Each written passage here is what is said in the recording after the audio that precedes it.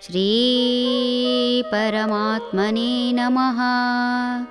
ಶ್ರೀಮದ್ಭಗವದ್ಗೀತಾ ಅಥ ದ್ವಿತೀಯೋऽಧ್ಯಾಯಃ. ಸಾಂಖ್ಯಯೋಗಃ. ಶ್ರೀಭಗವಾನುವಾಚ ಕುತಸ್ತ್ವಾಕಶ್ಮಲಮಿದಂ ವಿಷಮೇ ಸಮುಪಸ್ಥಿತಂ ಅನಾರ್ಯಜುಷ್ಟಮಸ್ವರ್ಗ್ಯಂ ಅಕೀರ್ತಿಕರಮರ್ಜುನ.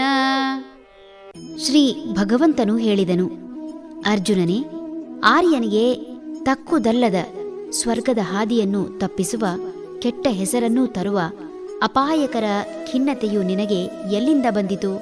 ಅರ್ಜುನನ ರಥದಲ್ಲಿ ಚಮ್ಮಟಿಗೆಯನ್ನು ಹಿಡಿದು ಸಾರಥಿಯಾಗಿ ಬಂದು ರಥದಲ್ಲಿ ಇರುವ ಶ್ರೀಕೃಷ್ಣ ಅರ್ಥಾತ್ ಶ್ರೀ ಭಗವಂತ ಅರ್ಜುನ ಇದುವರೆಗೂ ಹೇಳಿದ ಎಲ್ಲಾ ಮಾತುಗಳನ್ನು ಸಹನೆಯಿಂದ ಕೇಳಿ ಅರ್ಜುನ ತನ್ನ ಮಾತನ್ನು ನಿಲ್ಲಿಸುವವರೆಗೂ ಅವಕಾಶ ಕೊಟ್ಟು ಇದೀಗ ಅರ್ಜುನನ ಖಿನ್ನತೆಗೆ ಕಾರಣ ಕೇಳುತ್ತಿದ್ದಾನೆ.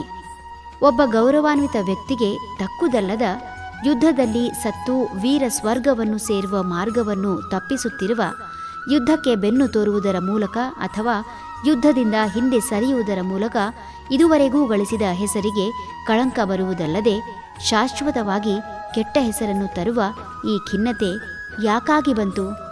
ಭಗವಂತ ಅರ್ಜುನನನ್ನು ಕೇಳುತ್ತಿದ್ದಾನೆ. ಭಗವಂತನ ಮಾತೃ ಹೃದಯ ಅರ್ಥ ಮಾಡಿಕೊಳ್ಳಬೇಕು. ತಾಯಿಗೆ ಮಕ್ಕಳ ಚೇಷ್ಟೆ ಅರ್ಥವಾಗುವುದಿಲ್ಲ ಎಂದೇನೂ ಇಲ್ಲ. ಆದರೂ ತಾಯಿ ಮುಗ್ಧ ಮಗುವನ್ನು ಪ್ರೀತಿಯಿಂದ ಪ್ರಶ್ನಿಸುತ್ತಾ ಸಂತೈಸುವ ಪರಿ ಎಲ್ಲರೂ ಕಂಡವರೇ ಆಗಿದ್ದಾರೆ.